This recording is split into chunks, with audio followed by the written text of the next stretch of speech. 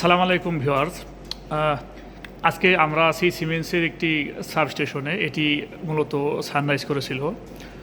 তো এখানে 4টি আউটগোয়িং ফিডারের প্রবলেম ছিল। মেনলি সার্ভিস পজিশনে টিএনসি সুইচ দ্বারা ক্লোজ হয় না। তো পরবর্তীতে মেন সমস্যা হচ্ছে সিমেন্স থেকে যে ওরা ড্রয়িং দিয়েছে সেই ড্রয়িংয়ের ভিতরে শুধুমাত্র 11 কেবি ইনকামার ফিডারের ড্রয়িংগুলো আছে, বাট এখানে আউটগোয়িং ফিডারে কোনো ড্রয়িং নাই। সেজন্যে আমার আউটগোয়িং ফিডারের ওয়ারিংগুলা চেক করতে অনেক সময় লেগে গেছে, যেহেতু এখানে অ্যাজ বিল্ড ড্রয়িং নাই। যাই হোক, পরে আমি ক্যাবেলে কন্টি ঠিক করে দেখলাম যে ক্যাবেলে মিসিং ছিল। তারপর আমি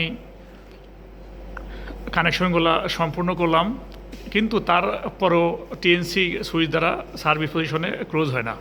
পরে আমি দেখলাম সিমেন্স এই ডিলের কনফিগারেশনে প্রবলেম ছিল, যার দরুন এটা টিএনসি দ্বারা ক্লোজ হইতো না। এখন আমি সিমেন্স রিলের সাথে ল্যাপটপ দিয়ে সফটওয়্যার দিয়ে কনফিগারেশনটা করে দিয়েছি। এটা হচ্ছে আপনার রেডিস 32 সফটওয়্যার।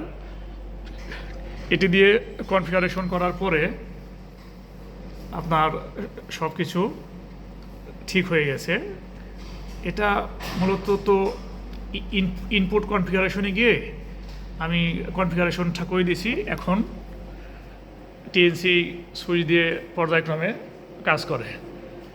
এখন সিমেন্স মনে করেছিল যে আমরা বাংলাদেশি ইঞ্জিনিয়ার, আমাদেরকে ড্রয়িং না দিলে আমরা কিছু পারবো না। এটা আসলে সম্পূর্ণ ভুল ধারণা। এখন টিএনসি দ্বারা চালু হচ্ছে।